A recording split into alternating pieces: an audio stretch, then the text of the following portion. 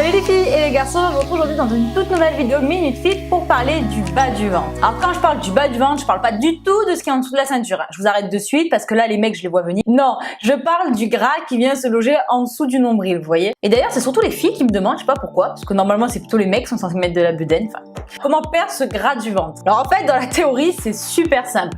Après c'est vrai que dans la pratique il faut quand même être assez persévérant et avoir pas mal de volonté. Il y a beaucoup de filles qui me demandent voilà j'arrive pas à perdre ce gras du ventre etc.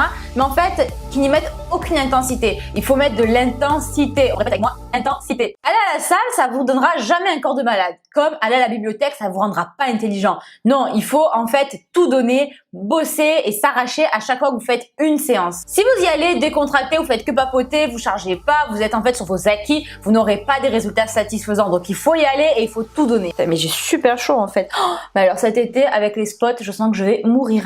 Ouh. Alors déjà, le premier conseil, en fait c'est un conseil avant conseil, donc voilà, c'est d'arrêter de croire que les crunchs vont vous aider. Les crunchs ne sont pas vos amis, on oublie ça.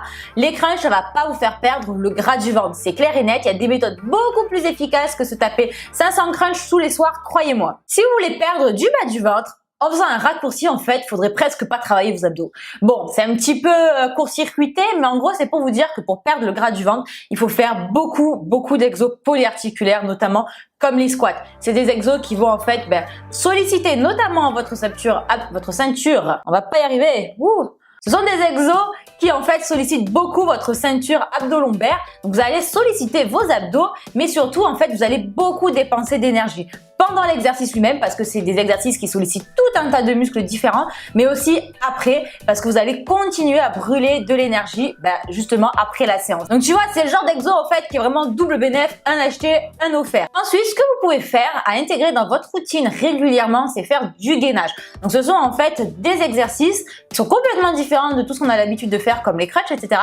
mais qui sollicitent beaucoup en fait la ceinture, mais j'y arrive pas. Et qui dit ceinture abdominale dit transverse, et les transverses c'est les muscles rois du ventre plat. Donc ce sont des très bons exercices, il y a plein de variantes possibles. Il y a la planche, voilà, le gainage traditionnel. Vous avez le truc sur la roulette aussi, je sais pas comment ça s'appelle, mais vous prenez une roulette, vous descendez et vous remontez comme ça avec les bras.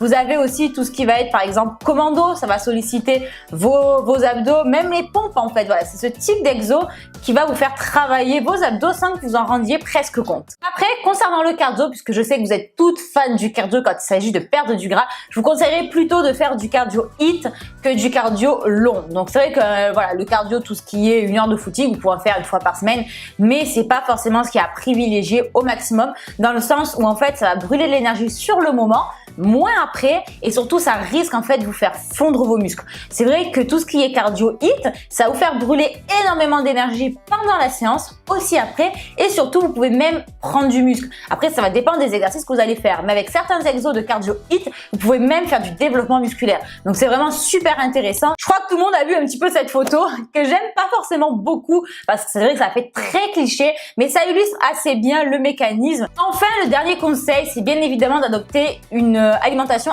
adaptée. Donc à chaque fois, je vous le dis, je vous le répète, mais s'il y a une chose à faire pour avoir une bonne alimentation, c'est bannir les sucres. Donc quand j'entends sucre, j'entends tout ce qui est IG élevé, sucre rapide, etc.